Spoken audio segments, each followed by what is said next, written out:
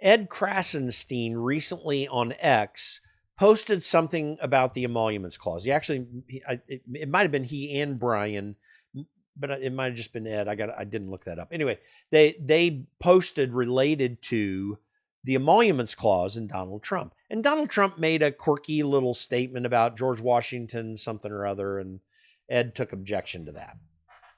The reason this came up is because Democrats recently have supposedly done some sort of research where they found that Donald Trump received money from the Chinese through one of his resorts or something overseas. It might have been his golf club in Scotland or whatever. Okay. This is an interesting argument because the Democrats are trying to stir this up again because to pick something back up that they failed at miserably during the Trump administration. The organization CREW, I think their acronym means Citizens for Responsible and Ethical Washington or something like that, whatever their name is. They filed a lawsuit under the Emoluments Clause against Donald Trump. It was a farce. There is no jurisprudence that would call for such a case to be made because the Emoluments Clause is only related to payments from governments directly to a person and or titles or other things that are given to them by foreign governments or by governments in the states. It has nothing to do with anything Donald Trump has done. And I'm going to talk about Hunter Biden as it relates to this, so hold on for just a moment.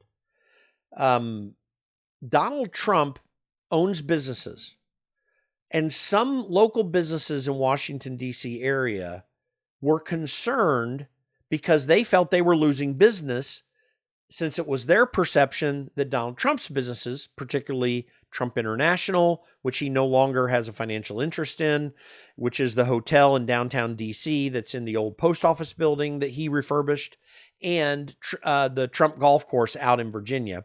And maybe there's another, but I just think it's those two.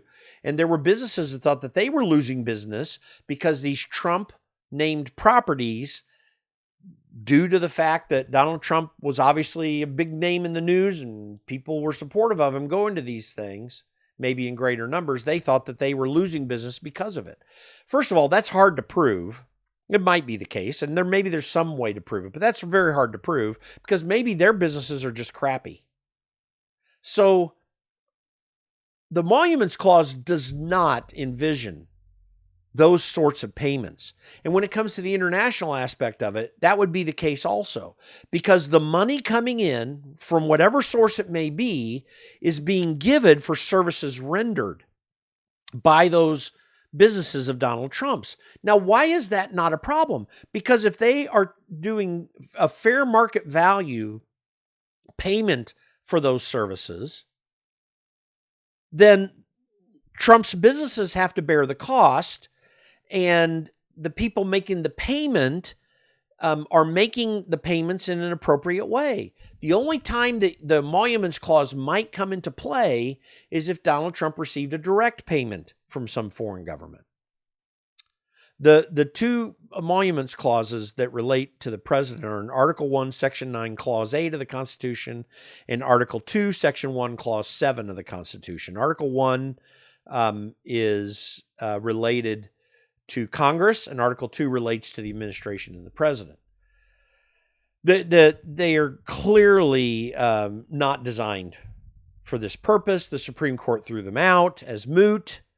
Mostly because Donald Trump had left office, but also because they also stopped the cases in the lower courts that more broadly defined an emolument. Now, this is an important factor to talk about because I think the Hunter Biden and Joe Biden situation comes into play, not related to Emoluments Clause, but related to bribery and corruption. There are bribery and corruption statutes on the books. Peter Schweitzer talked about this in his Drill Down podcast not long ago. And those bribery and corruption statutes don't only restrict sitting office holders from receiving payments, but also family members of sitting office holders. And this is a very important factor. Jonathan Turley wrote an article recently talking about Hunter Biden's payments for the paintings, the artwork that he had recently produced. And it turns out on investigation that the vast majority of the money he received was from one person who apparently was doing this to help Hunter Biden offset his tax obligations, which, by the way, he's on criminal trial for now. Good, kudos. But when you take a look further back, when Joe Biden was vice president, and the payments to Hunter Biden through Burisma and also the Chinese payments, which Peter Schweitzer also documented in his book Secret Empires, you start to realize the radical difference between the accusations against Donald Trump and the real serious accusations against Biden and the Biden family. There was no corruption involved with Donald Trump. He was providing a service through businesses he already owned, and there's no bribe involved unless there's a direct payment. Whereas Hunter Biden ostensibly was providing specific services to those government entities and those entities related to governments that we already knew to be corrupt at the behest of those organizations to get benefits directly from Joe Biden in office. This is a huge distinction and an important difference. And so I just wanted to clarify these things for you because there was probably a little bit of confusion for that. Thanks for your patience on a 6.5-minute video. If you want more information about what I do, and also, by the way, to get a great VPN service or a great email service that takes you away from Google, from Proton, go to locategym.com, click on those links, and take advantage of those services. It'll help support what we're doing here. Thanks.